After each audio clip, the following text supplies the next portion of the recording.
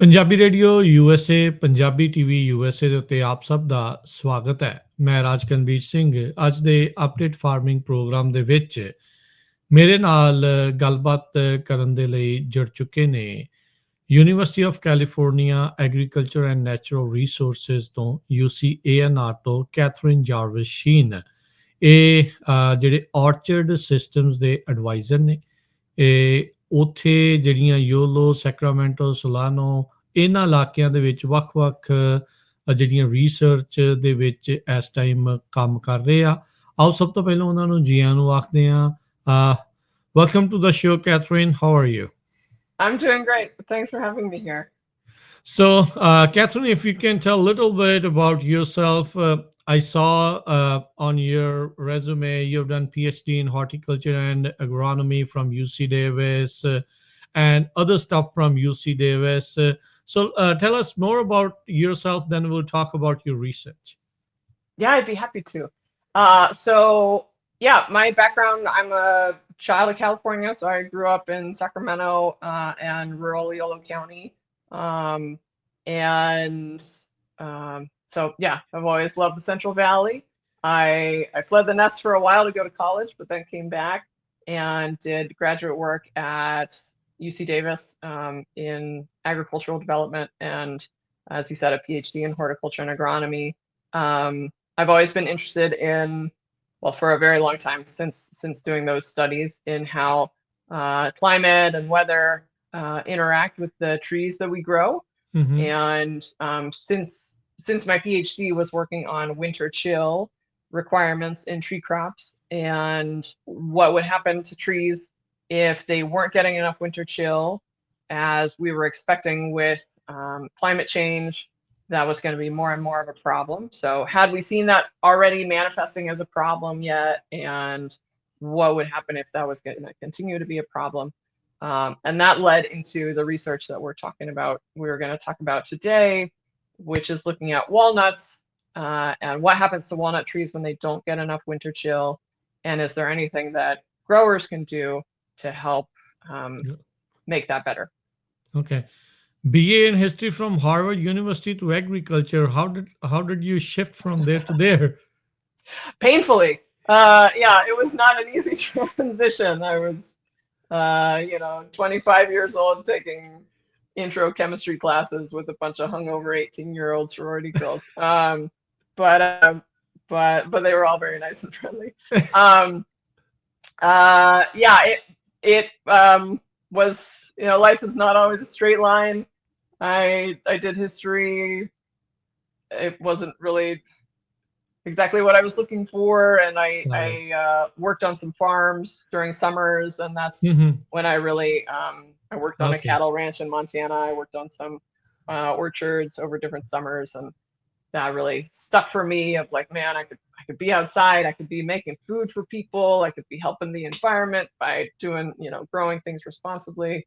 I was always kind of a science nerd and a history nerd, and I just had to pick a track eventually. So, picked the wrong one for college, and then circled back and went to graduate school and something new. Yeah, well, it was your calling, and you came back. Yeah, exactly. Yeah. So, tell me more about your orchard system advisor. What is your role at UCANR? Yeah, so Orchard Systems Advisor. So for those who aren't too familiar with UCANR, you might also hear us call it UC Cooperative Extension. Mm-hmm. That falls under the umbrella of UC Ag and Natural Resources. And the idea it's built into the name Cooperative Extension. We are cooperating with the counties to extend UC knowledge out to hopefully every Californian in one way or another. So the way that works is we have an office in every county, and we're supposed to be sort of the boots on the ground of the UC system. So we're engaging with people on the ground in those counties, hearing about their problems, feeding that back up the chain to the big brains on campuses to make sure that their research is relevant to the problems of Californians. But then also taking that research and explaining it to people in terms they can use on the ground. So in my role in particular, as an orchard advisor, that means how the latest science can inform how we do farming. I work in almonds and walnuts and pistachios and prunes primarily. So, what the latest research is saying, sharing that with farmers through winter workshops, through newsletters and blogs, through one-on-one consultations, and then hearing about problems from farmers and growers and feeding that back up the chain, doing original research on those problems. So, for I think hopefully a lot of your audience has, if they work in tree crops, has engaged with UC Cooperative Extension Orchard Advisors before. But if not, we are an open door. We're paid for by your taxes, so you should hit us up because you're already paying for us. So you should get your money's worth. But we're paid for by your taxes, so also we're a free service. So every county has, if you've got a lot of tree crops, has an orchard advisor. I cover Yolo, Solano, and Sacramento, as you said. I've got a newsletter list people can sign up for. That's how you find out about educational meetings that we're doing.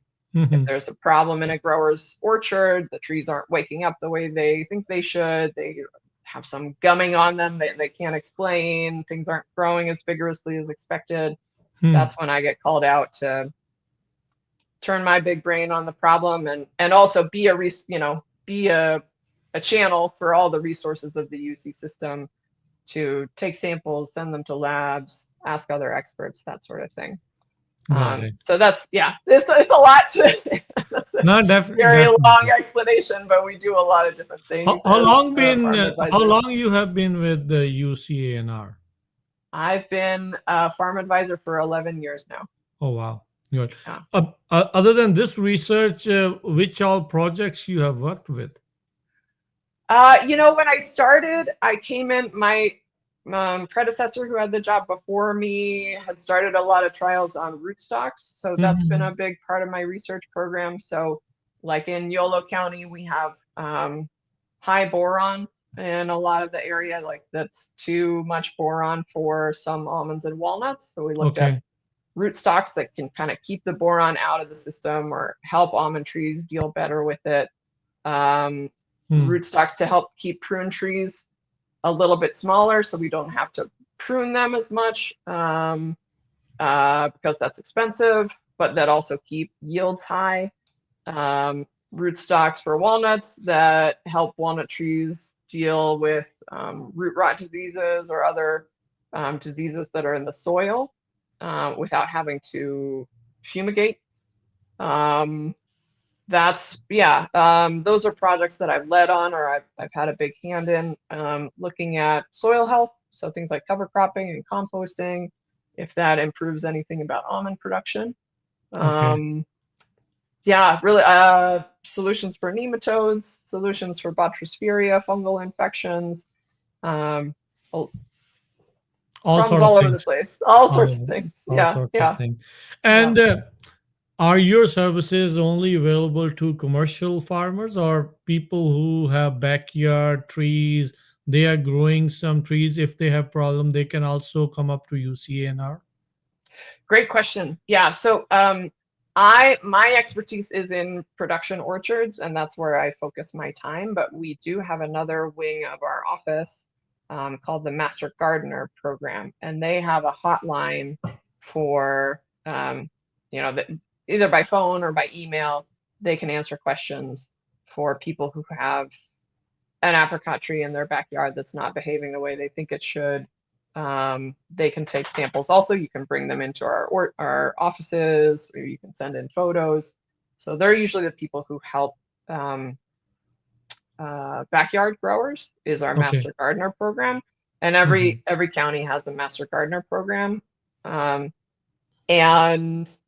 then also we have, so I work mostly with orchard growers who have 20 acres or more at a time. But a lot of counties also have small farms advisors that work in more like diversified orchards, or diversified farm systems. So if you've got lots of vegetables, you're either selling fresh to market or to like really smaller smaller grocery stores, and then you also have maybe 20 trees on the side to complement that. That might be a small farms question. But Okay. if you got trees, we got somebody that can help you. So, All right. you know, Thank you. you email me, I might pass it along to somebody else, but there's I will always somebody definitely, that can help because you. I have few trees, few Ah, trees on my all own. right. I Share your just want. screen. Let's see some photos. Yeah. Yes, yes, yes, definitely. Thank you. So now coming back to the project at hand right now, the one you have been working on for more than 6 years now. As you were mentioning before, the weather, the chill hours, basically your project, your research is going on right now, only focused on walnuts. Yes, so I'm focusing on walnuts. We have other folks in the UC system who are looking at low chill and other crops Hmm. because there's a number of crops that we grow in the Central Valley that are that have a fairly high chill requirement that don't do well when things are mild. Hmm. So there's another researcher, Julia Marino, who's looking at cherries. If anybody who's listening is into cherry production. There's a couple of researchers who are looking at pistachios. I'm sure there's a lot of listeners who are in pistachio production. Yeah. So yeah, we know it's a problem for a lot of tree crops. And oh yeah, and then I know a lot of prune growers from the Punjabi diaspora, especially up in my neck of the woods in the Sacramento Valley. And we're looking at that too for these sort of low chill and delayed flowering, and how that gets into like hot conditions for bloom can be a problem with prunes. So different folks are working on it from different angles, but we're all trying to find solutions. So your research is currently taking place in which counties? Yeah, so the beginning of the research, we were looking at it on the UC Davis campus. So even though I'm Hmm. not a Davis employee, I'm an A&R employee. It was what we wanted to do was really meddle with these trees in an intense way that no farmer would have wanted us messing around with their trees that much. And so we did that with some campus trees. So that was in Yolo County. And right now, let's see, we're on the third, we've started the third spring in some grower orchards. So we're scaling up the best solutions that came out of that more intense experiment setup. And that trial, we have one orchard just outside of Arbuckle at the Nichols Soils Lab, which is Hmm. a research farm that works a lot with UC people Okay. in Colusa County. Hmm. And another trial in Glenn County, just outside the town of Glenn, that Crane Walnuts is graciously hosting for us. Okay. How many acres? Let's see, the orchards that we're working in, I think our experimental setups take up about 10 acres each. Okay. Yeah, so we're looking at, so like the Crane one is a little bit bigger. We're looking at 20 trees at a time, getting a Hmm. certain treatment, and 6 times over. So yeah, that rounds up Got it. to 8 So, acres, so something like that. historically speaking, about the chill hours or the winters in this area where your research is taking place, why did you think this was a necessary research for you guys to go into? Did you see the chill hours getting smaller, the winters getting warmer? Is that one of the main cause? Like, what prompted you guys to research on this? Yeah, so definitely, you know, when I started my PhD in 2008, the concern about what's going to happen with warmer winters was sort of theoretical. You know, climate scientists were telling us winters are going to be getting warmer. They're already getting warmer, so things could get bad. What would that look like? But since then, we've experienced enough warmer winters that it's gone from a theoretical problem to a practical problem. Historically, if you look back over the last 100 years in California, we've had low chill winters about every 15 to 20 years to a level that interfered with production of cherries, walnuts, pistachios. Okay. But more recently, those winters have been coming more frequently. So we had a low chill winter that caused, especially I think your Southern San Joaquin pistachio listeners will probably recall the winter of 2013, 2014. So in spring 2014, pistachios, cherries, walnuts woke up weird. Winter of 2014, 2015. And so 2015, we saw weird symptoms of the trees not waking up normally. And so that was very uncommon to have those back to back like that. And then just 5 years after that, we had another low chill winter in the winter of 2019, 2020, to a degree that we saw these same low chill symptoms in the spring. So that's 3 low chill winters in the course of 8 years, something like that. And it, you know, it hasn't been every year since then, and it hasn't been, we haven't had 2 back to back like that since then. So that's not to say that every 5 years we're going to get 3 out of 5 terrible years, but it was often enough that it's like, oh, like this is not something that we can put off finding solutions to eventually because there's more pressing problems right now. This is a pressing problem now, and we need to start finding some solutions. So the Walnut Board of California,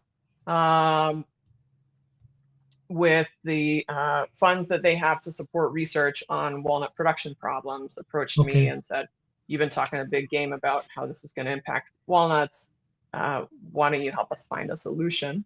And so they sponsored this research for the first 3 years, I think it was, and then we moved over to funding from the CDFA, the Department of Food and Agriculture, which was actually pass-through money from the USDA federal government. Okay. So what usually is the requirement, chill hours requirement for walnuts? What's the specific temperature it should go down? It could go into dormancy and then wake up normally. What's that requirement look like? Yeah, so in chill hours, which is the model that a lot of people are probably used to counting in, Chandler, which is our most common walnut variety, needs about 1,000 chill hours, something in that ballpark. So that's 1,000 hours from November 1st through the end of February, between freezing and 45 degrees Fahrenheit. Okay. We've found that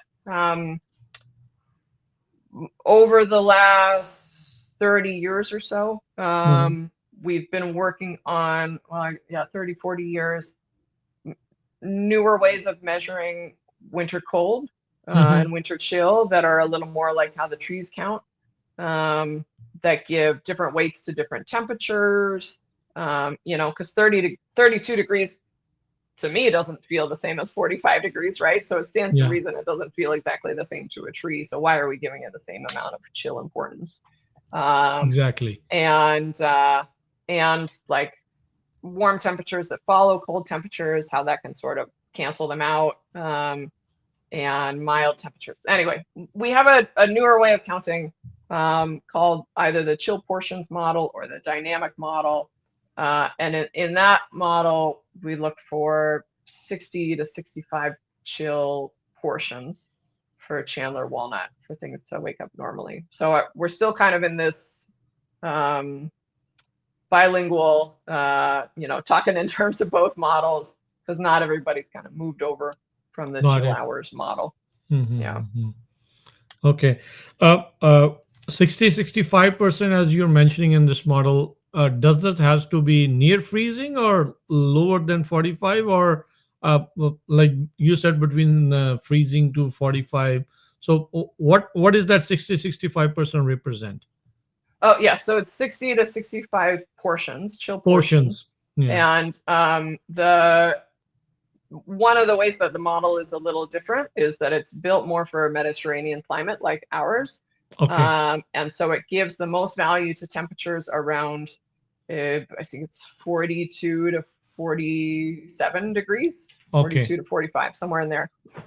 So cool, but not all the way down towards freezing, towards almost freezing. And it also gives a little credit up to 54 degrees. So we found that it's a better way to measure winter cold in our sort of more mild Mediterranean climate. Got it. So, Catherine, when you say the tree is not waking up normally, what does this mean and how does it look like? Yeah. So there's a kind of a spectrum of what can go wrong and how wrong it can go when trees don't get enough cold. So starting on the worst end of the spectrum, if the trees really don't meet their winter chill requirement, a lot of the buds just fail to open at all. Okay. So you have fewer flower and leaf buds opening. Mm-hmm. As you move more towards, got close to meeting the chill requirement, but didn't maybe meet it all, didn't quite get there. So the not so bad end of the spectrum, you see that the bloom window is wider. Mm-hmm. So there's just like a longer period of time that the buds are opening. Mm-hmm. And so that has production implications because some buds are opening, a week or 2 weeks, in a bad situation, 10 days to 2 weeks after the first buds open. So that means you have some flowers starting to develop 10 days to 2 weeks before the last ones. So those first ones that open are going to get the resources sooner. They're going to have more time to grow. So those are going to, in walnuts at least, those are going to make, the big beautiful nuts that we're looking for. And those latecomers will be smaller and will never quite size up in the same way. So you get a bigger scale and size and quality of things when you don't quite meet your chill requirement. Mm-hmm. And you're also like, that's a 2-week window of some stuff is mature, some is not. So when do you harvest? Do you have to go in for 2 harvests? Paying someone to come back with machinery is expensive, or maybe they don't even bother to come back at all because it's only 10% of the crop out there. It doesn't pay to have someone come back. If you're trying to protect that crop while it's growing, like you're protecting different stages of development. That's, Mm-hmm. in walnuts, that's like an additional blight spray in the spring, protecting against pests at different stages, that sort of thing. So even if it's not as bad as flower buds not opening at all, Mm-hmm. even things like a wider bloom window, even if at the end of the spring, you still have the same number of flowers that opened as you would if you met your chill requirement. In the production sense, it can be expensive for growers. Yeah. Mm. Uh, Usually, like when you saying the winter are warmer than before, how much temperature increase are we talking about? Like percentage wise or degrees wise? Like how much higher we have seen the temperature being, like the winters being warmer? Yeah. So, what's hard is that it's for people feeling it, it doesn't actually feel like that much warmer because it Mm-hmm. hasn't been on like a human sensation level. It hasn't been so much. We're talking like, what would this be? 5-6 degrees warmer than it was in the 50s, than Okay. like what our grandparents came up in. Mm-hmm. Um, so um, that might not seem like that much because from one afternoon to the next, it might be 90 degrees today and 95 tomorrow, and that doesn't feel so different, or 85 to 90, that doesn't feel so Mm-hmm. different. But especially with something like winter chill that's Mm-hmm. sort of accumulating over the whole winter, Mm. that difference can really add up.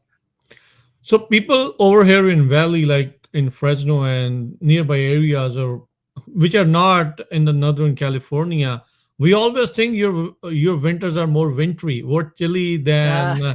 than over here. But you're still saying that it's being more warmer than before, than the historic averages over there. Uh, so sometimes people don't realize that how this weather change is affecting a lot of other things. So this weather change, this climate change, is this all a part of this climate change and global warming thing we always hear about? Yeah, so degree wise, we're talking like since the 70s, we know that temperatures have gotten 2 to 3 degrees warmer on average in the Mhm. winter. Is it Um, Celsius or Fahrenheit? oh, I'm sorry, and that's in Fahrenheit. Yeah. Okay. Um, and that's from, well, so that's from one researcher that looked at from the 70s to 2014. Okay. So, I would, if you look at other numbers that are more recently updated, that's probably in the ballpark of 2.5 to 4 degrees increase by now. Hmm. And that's specifically looking at California winters, both maximum temperatures and minimum temperatures in the winter. So that's not like some global average. That's really on the ground where we are. Okay. Um, and yeah, that's and we're seeing that you can look at other research that has looked at different weather stations throughout California, and we Hmm. see that warming throughout the state and throughout the Central Valley. Hmm. When you had asked earlier about, or said something to the effect of, you know, down in Fresno, you think of us up in the North State like having cooler winters, and Yeah. that is true to a certain extent. But when we have low chill winters, you have low chill winters, and vice versa. Hmm. And the the um, the benefit of low, let me say that differently. Like, so your guys' winters are maybe 8-10% warmer than ours in Hmm. terms of counting winter chill. Hmm. Um, but yeah, so still, when it's a bad winter, it's a bad winter for everybody. Exactly. Um, and um, and the other thing is that you guys have a lot more fog often than we do. Yeah. So, when we talk about winter chill, Hmm. we currently count that using air temperature, but we know that if you're a bud, if you're a branch that's sitting shrouded in fog at 40 degrees, you're a lot cooler than a branch that's in the sunshine at 40 degrees. Hmm. True. And so it's actually that tree temperature that matters for this dormancy stuff. Hmm. So even though you guys run a little warmer down there, if you have more fog, that can really help with the winter chill sometimes. Um, and and that's a whole other aspect of this changing conditions for Hmm. growing orchard crops and growing high chill crops is we've been seeing less and less fog throughout the valley. That's decreased by 20 to 30%. So we used to get whereas we used to get 2 to 3 days out of the winter would be just sopped in with fog. Now Hmm. it's more like 1 to 2. Hmm. So that's been a big difference that our trees have been feeling also. Yeah, and I mean, I think anybody who's listening has been down anywhere in the Central Valley for the last 20, 30 years, Hmm. can appreciate that. You don't need a statistician to tell you that. I grew up, Yeah. having to drive to school on the river roads along the Sacramento River when it was foggy everywhere, and you're just watching that line on the Yep. road and hoping that Nobody's in you front don't of you.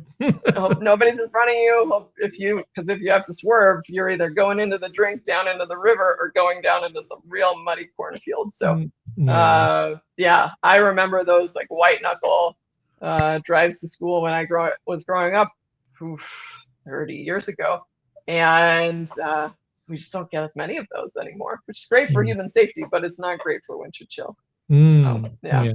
So you think all these warmer winters, we can contribute this to climate change, global warming?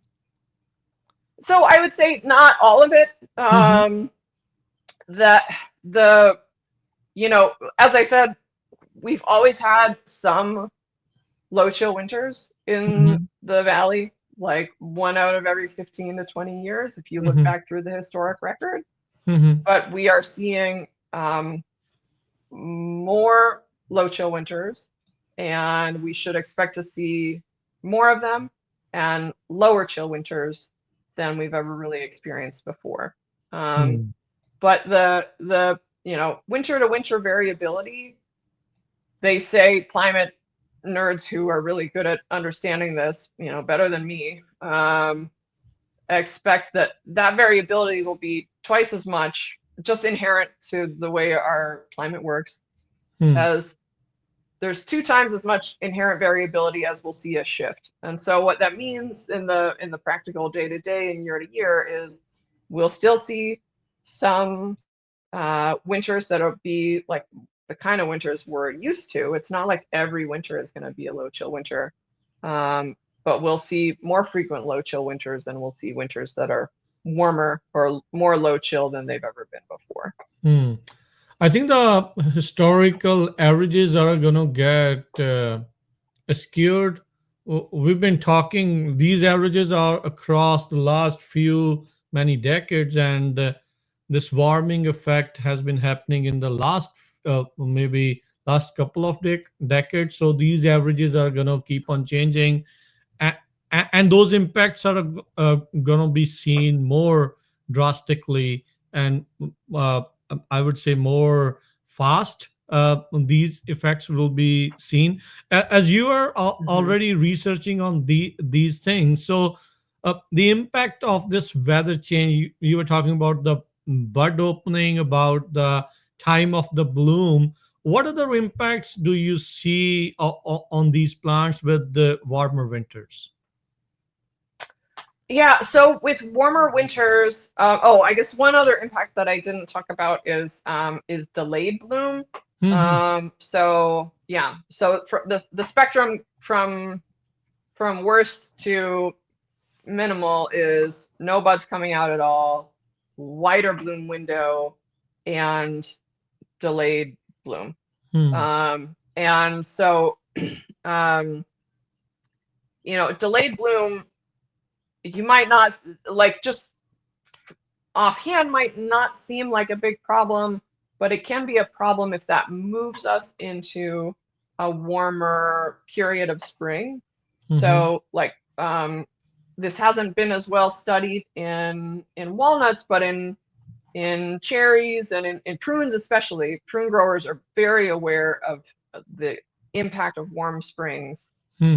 to their prune set. Once if temperatures during bloom are above 78 degrees Hmm. for more than a few hours, certainly if it's more than a few hours for a couple of days, Hmm. that can have a really big impact on the number of prunes you can set on a tree that spring.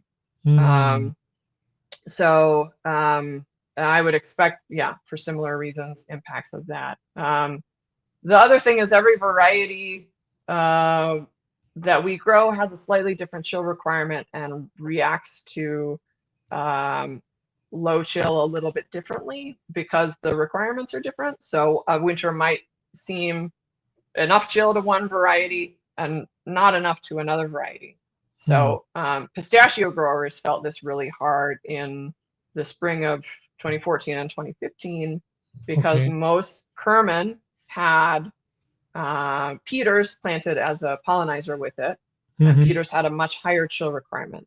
So we Uh, had a lot of Kerman, which is the female one that makes the nuts, woke up just fine, but there wasn't any pollen around hmm. um, to fertilize those female flowers, and so you couldn't get nuts out of those female flowers because the Peters showed up to the party way after the Kerman had already left the party. Hmm. Um, and so that's another impact of this. It throws off the synchronization of some crops that have that need a pollinizer for a female flower. So I'd say pistachios, that's like the biggest example of that, but where it's the worst. Got it. Yeah. Yeah.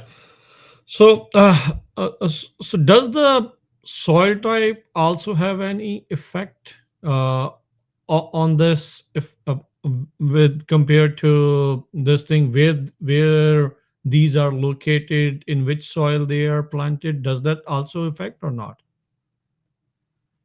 No, I wouldn't say really. There's no, it's temperature of the tree, which, like we said, gets back to both air temperature and Mm-hmm. solar radiation, so fog. The genetics of the tree, a little bit. Also, the genetics of the rootstock Mm-hmm. can move bud break timing by a couple of days, Mm-hmm. but there's not really a soil impact. Okay. Okay. Yeah. So, Um, so yeah. go ahead. Oh, I mean, I guess I was gonna say, the only thing outside of the tree itself and so things that affect temperature. So, arguably, perhaps, as we get Mm. into some solutions down the road, what if you have things growing in so soil health might have some impact if you have like a cover crop that's keeping the temperature of your orchard a little lower. Mhm. That could have some impact, but that's a little speculative. We haven't really looked into that so much. Got it. So, what are the growers' options for this? Like, how do we compensate for these warmer winters, for low chill hours, so how do you compensate for that? What are the options for them? Yeah, so what we've been finding through this research, and so we did this research in walnuts to look because there were some solutions that had been found in other crops or in other countries that we hadn't Mhm. systematically tested in walnuts before. And we've found the most success with hydrogen cyanamide, which is most often or most known under the brand name Dormex. Hmm. And success with products that have nitrogen, specifically nitrates in them. And what we've had the most success with or played around the most with is CAN 17, so calcium ammonium nitrate 17. Mhm. In other crops, they've had success with calcium nitrate, potassium nitrate, but we haven't played with that too much yet. We also had success with a product that's called Erger, which is also a fertilizer of a sort of cocktail of different nitrogen sources. So these products, so I should be clear that Dormex is the only one of those three that is labeled as a plant growth regulator. Okay. And the other two are labeled as fertilizers. Okay. So, you're getting the side benefit of dormancy breaking, but your purpose for applying it is fertilizer. And we found that with these three products, applying them 30 days before anticipated bud break. So for Chandler walnuts, that lands you around the first week of March, thinking of Okay. Chandler as usually breaking, like having bud break in the first or second week of April. Okay. Applying these and we found that can, in some years that we've watched so far, Hmm. increase yield, increase bud break, certainly move bud break timing, Hmm. and in some cases also shorten the bud break window. So those are the kind of metrics that we're looking for to know that things are having an impact following these low chill winters. It's not been as consistent as I would love for a recipe for growers to solve this problem. Hmm. We've watched 2 years of yield and 2 different trials Mm-hmm. these two trial sites, the one in Colusa County and the one in Glenn County, Mm-hmm. and seen yield increase the first year, which was surprising because it was actually after a really high chill winter. And then Okay. this last harvest of 2024 Mm. did not see change in yield, or actually maybe had a slight decrease from using these intervention tools. So we're going to keep following these for another 3 years to try to hone in on just quite the right way to apply them is, if there's a timing that's a little different, Mm-hmm. and ideal, that we're missing the mark on a little bit, and to know better which years it's worth spraying these things and which not. But for now, the tools in the toolbox that we have research to indicate could be useful and that are legal to use are hydrogen cyanamide and CAN17 and erger. So what we've been playing the most with is, so CAN17 is at 20%. So we're putting these on in either a 100-gallon ride or up to 150, depending on how big your trees are, so how hard it is to get coverage. Okay. So that's at 20%. And then the Dormax, we've had the most success with 2%. 4% we've also played with. That often feels like more than it needs to be. So, but we're still getting more numbers around the right rate for those. But that's kind of the ballpark that we've been playing in, is that 2 to 4%. Okay. So this is all air sprayed? Yes, this is all going on in an air blast sprayer. Yeah. Okay, air blast. You said the Dormax 2% and the Can 70, is that 20%? 20%. Yeah. So that it's just one spray 30 days before, or like both of them should be sprayed differently? You tested one each differently, or both together as well? Oh, so we have not stacked them on top of each other. It was either the trees got Dormax or the trees got CAN17. But you're clearly meant to be a winter chill researcher, because that is the next question that we want to study. You're asking the right questions, because the cherry producers have had luck actually stacking that, of having spraying Dormax and then also subsequently spraying CAN17. So that's something we want to look into more, but we haven't played around with that sequential yet. So anyway, short answer to your question is just spray it once 30 days before. It could be either of these? Either of those, yeah. Which is more economical? So we have seen a bigger and more consistent impact using Dormax. Okay. And part of that is this year the bud break was kind of we had a bigger impact moving bud break timing with Dormax this year than CAN17. But the CAN17 has lower safety concerns, less protective equipment involved, is less expensive, and like is not as tough on your spraying equipment. The Dormax requires a fair amount of cleanup afterwards to really make sure you've gotten it all out of your spray system, because it can be a little caustic on metal and on material. You said earlier as well, like when you put this, it's a fertilizer. You said the CAN17. So does this also enrich the plant in different ways as well? It gives it other nutrients as well? Yeah, so the CAN17 is just a source of nitrogen.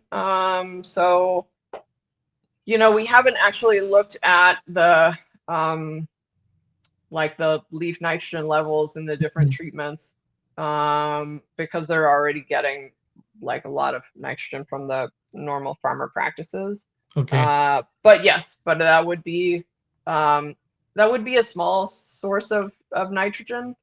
Okay. And the Dormax actually also degrades into urea. So Okay. both of those are a small source The of end result nitrogen. is kind of the same. Is So in the same ballpark. work. Yeah. Yeah. So when this is applied, does it have to be sunny, not raining, before the rain, after the rain? Usually that's when we still get some rains, some storms Yeah. in that area. Yeah. So the ideal is actually for the how to say, the faster it dries out, the less effective it is. Okay. So the ideal would be to spray it Night? at midnight on Okay. the most humid winter day you can find in the first week of March. Yeah. You know, but I'm not saying wait around 3 weeks until it's super humid. You know, you still Hmm. got to keep it in that window, but that's Hmm. the ideal, and so you can kind of work backwards logically from there. Hmm. There are, yeah. So in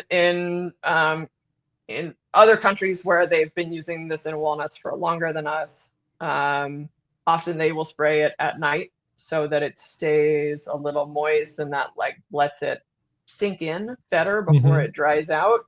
Hmm. Or certainly you would want to do it in the very, very early morning at least, so it has a few hours where it's still dewy and it's not drying out yet.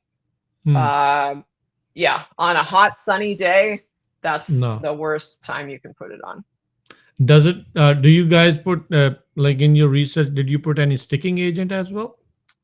Yeah, so let's see. We had it's a non-ionic surfactant. So when we use Dormex, we use a product called Latron. Okay. And in with the Can 17, we use a product called Rainier. Hmm. But yeah, non-ionic surfactants, and that's So, on the label. mhm. So with this solution, with putting either Dormex or Can 17, how much was the difference from the control plot? Like acreage wise, the economically, like how much more yield you were able to get through that? Yeah, so when it came to yield, it depended on the year. So in at the and it depends a little on the orchard, a lot on the orchard also we found. So Hmm. doing this in two different orchards, the one orchard was really just hitting its prime. It was 10th leaf when we started. These trees Hmm. were really well cared for. They were already churning out a lot of yield. Okay. Um, so that's one orchard. The other orchard was, I think, 16 years old when we started, planted really tightly and closely together. So was already struggling with lower limb dieback, buds lower in the canopy dying from shading, from disease, and already had somewhat lower yields than the first orchard. Hmm. Um, we saw a bigger impact in that second orchard that already had some problems. Okay. So the yield difference there was anywhere from something like, I got it here, ooh, 800 to 1,600 pounds. Okay. So like that pays for it for sure, right? Hmm. That pays to put it on. But then and in the really nice orchard, we didn't even actually find a statistical difference Hmm. in yields in that first year, but things were consistently about 400 pounds higher yielding on average, um, relative to doing nothing. Hmm. But we couldn't piece out a big difference between Can 17 and Dormex treatments. Yeah. Yeah, Hmm. and also at the Arbuckle site, we couldn't statistically piece out a difference between Can 17 and Dormex. But then the tough thing is the following year, we actually got slightly lower yields Hmm. using using the Can 17. Hmm. Um, and the other treatments were also a little down relative to doing nothing. Hmm. Um, and and no difference in yields at the older site in the second year. So it's last year was like lower yields across the board for everybody. But I think what this is pointing towards is like there are some orchards where it would make sense to use these treatments, and some years where it'll make sense to use these treatments, but it's not something that will pay for itself if you put it on every orchard in every year. So what are your recommendation? When should a farmer apply this? Yeah, so I would love to come back on in 2 years and Sure. update these recommendations, because we are still gathering information, and it's hard to say based on trying it in grower orchards for 2 sites for 2 years. But so far, if it were me, if it were my farm, if I've got a lovely young block that's already like doing really well, I don't think that I would bother applying any of these unless it's a really low chill winter. If I've got low chill winter, so we're talking 700 chill hours or 600, 700 chill hours or 50, 55 chill portions, then I would look to one of these products for my orchard, especially if my orchard is a little older and so already past its prime and starting to slow down and like need a little more encouragement. Okay.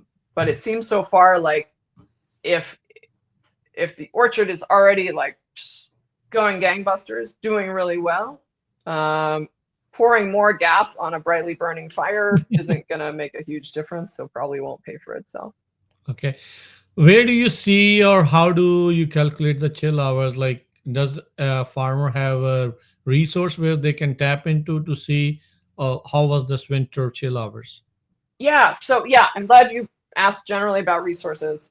So before I even answer that, I should say that if people want to learn more about what we've been talking about on the sackvalleyorchards.com website, that's where people like me who work in orchards in the Sacramento Valley, in the UC system, we post lots of articles, research, best practices, that sort of thing. There's 3 articles up on there from over the course of the 6 years that we've been looking at this stuff, so you can dig more into the numbers there.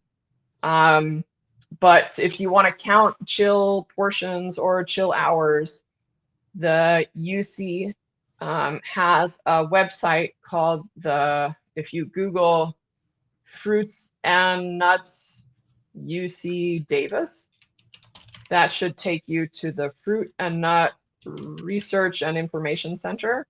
And from that webpage, there's a big box that says weather related models or weather models, something like that.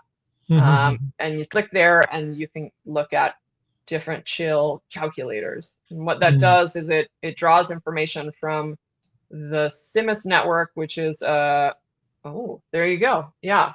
So the CIMIS network is also paid for by taxpayer dollars. It's a state program that has weather stations throughout the state of California. It was originally intended as a way to help with making irrigation decisions, but you can also use it.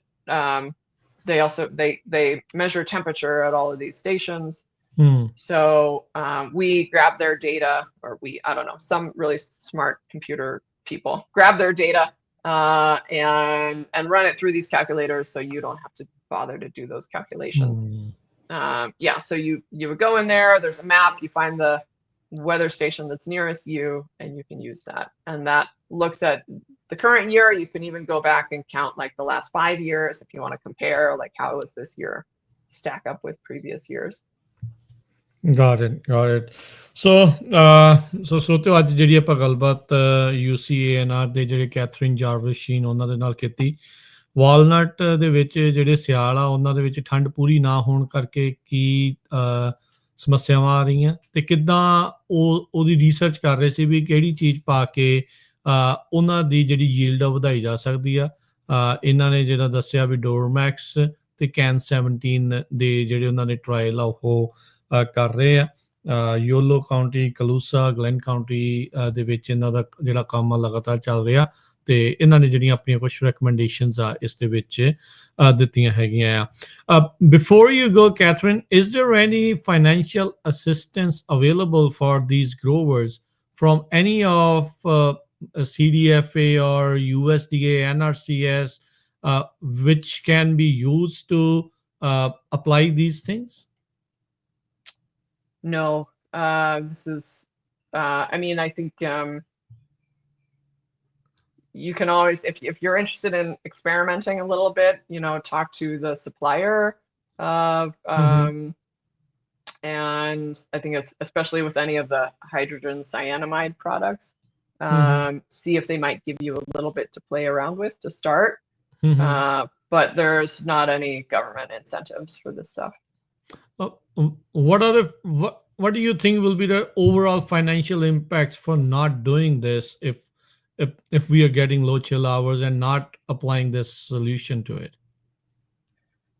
Yeah, so we haven't had a really low chill winter yet while we've been spraying these in grower orchards. I would expect if we get a low chill winter, like 600 chill hours or 55 chill portions, that would be probably in the, I'm speculating here, but 10 to 15% reduction in yield. If you don't do anything,